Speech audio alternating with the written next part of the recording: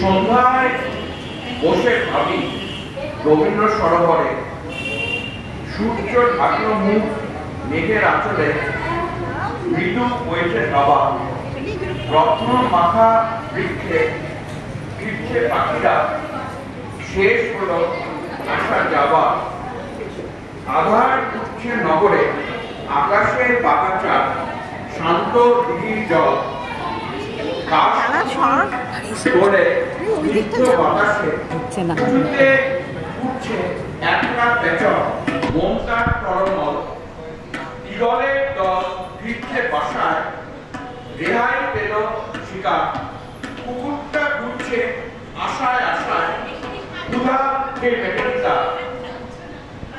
একে একে যে বেরোয় তারা, সূর্যে তাদের লজ্জা, দিনের বেলায় ঘুমিয়ে থাকে, রাতে তাদের সজ্জা।